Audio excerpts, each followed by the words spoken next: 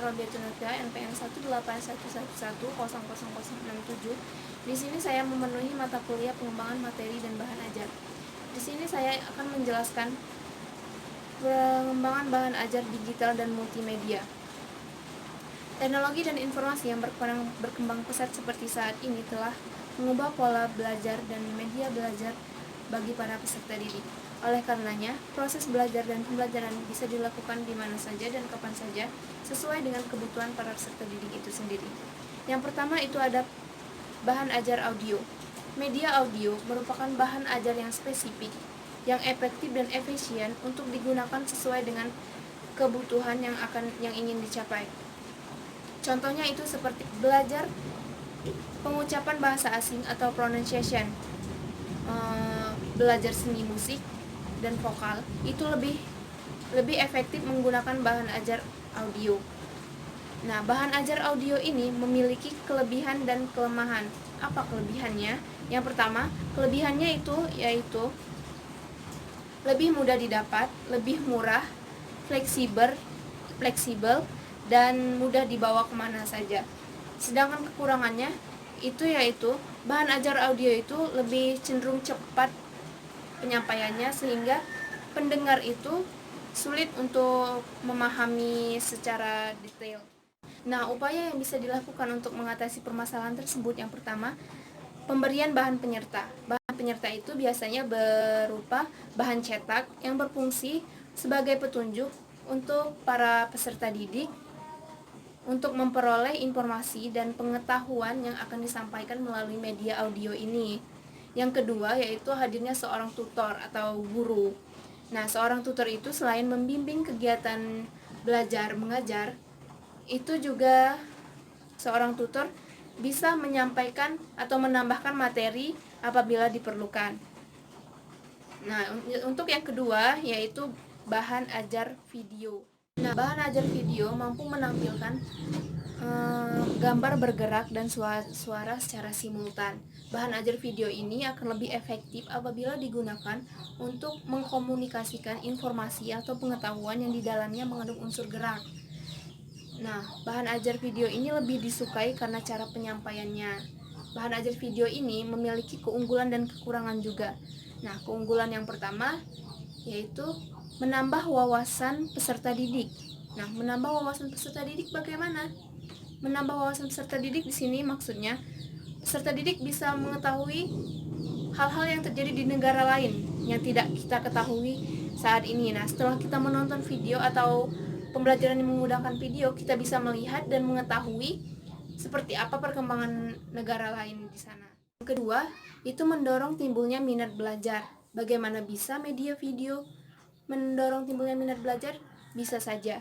Contohnya, kita tampilkan hal-hal yang menarik sehingga peserta didik tertarik untuk mengetahui isi pembelajaran yang ada pada video tersebut. Yang ketiga yaitu menghadirkan peristiwa yang sulit dialami secara langsung. Nah, misalnya peserta didik bisa mempelajari peristiwa bersejarah yang tidak mungkin dia lihat secara langsung dan pelajari secara langsung saat ini. Contohnya peristiwa G30 SPKI. Nah, kan sekarang peristiwa G30 SPKI itu bisa kita lihat menggunakan media audio melalui laptop atau HP. Untuk yang keempat yaitu mampu memperlihatkan objek dan peristiwa dengan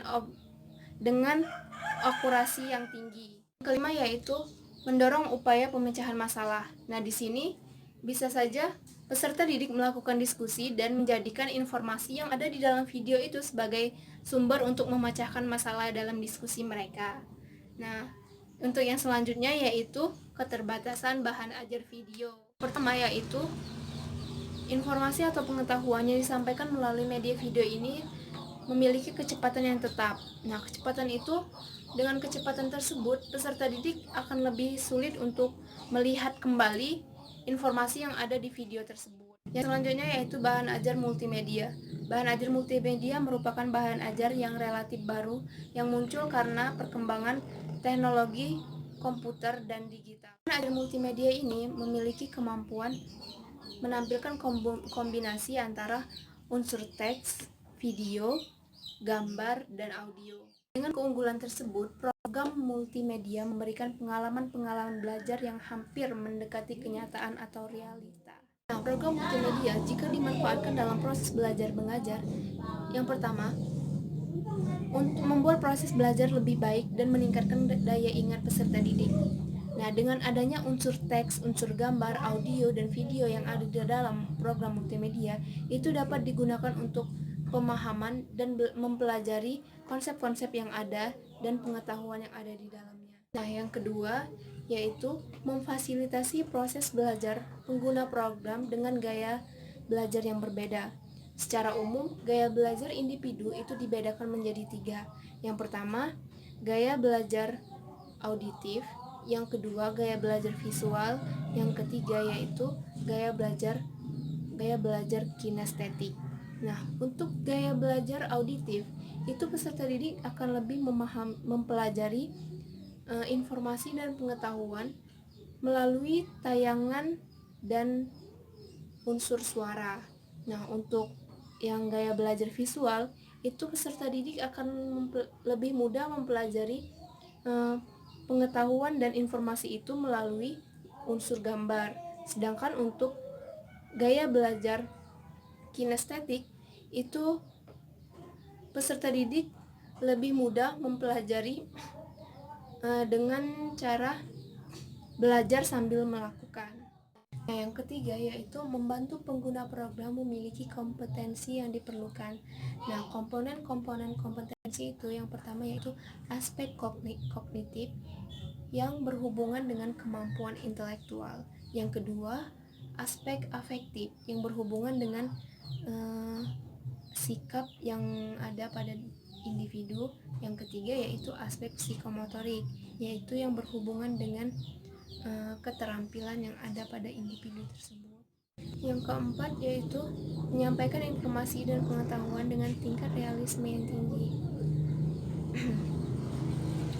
Teknologi digital yang berkembang pesat seperti saat ini telah memanjakan penggunanya dengan tayangan-tayangan program multimedia dengan tingkat kejelasan yang tinggi atau high definition.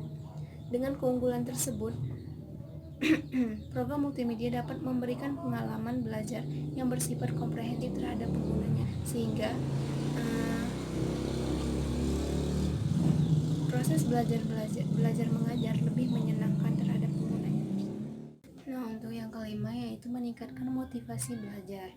Sifat interaktif dari program multimedia akan mendorong pengguna untuk memanfaatkan menu belajar yang tersedia. Untuk yang keenam yaitu memiliki sifat interaktif. Sifat interaktif merupakan karakteristik dan sekaligus menjadi faktor keunggulan dari program multimedia ini. Yang ketujuh, mendukung aktivitas belajar individual atau kelompok. Nah, program multimedia bisa berinteraksi dua arah dengan isi atau materi yang ada di dalamnya. Nah, yang kedelapan, menampilkan isi atau materi secara konsisten. Nah, maksudnya secara konsisten itu bersifat sama untuk digunakan oleh siapapun. Yang terakhir yaitu melakukan kendali terhadap proses belajar. Jadi pengguna program ini bebas untuk memilih pengetahuan atau informasi apa yang akan dia pelajari atau yang ingin dia pahami. Baik, cukup penjelasan dari saya mengenai bahan ajar digital dan multimedia. Saya mohon maaf apabila ada salah kata dalam penyampaian saya, dan kepada Allah saya mohon ampun. Saya akhiri, wabillahi taufiq wal hidayah. Wassalamualaikum warahmatullahi wabarakatuh.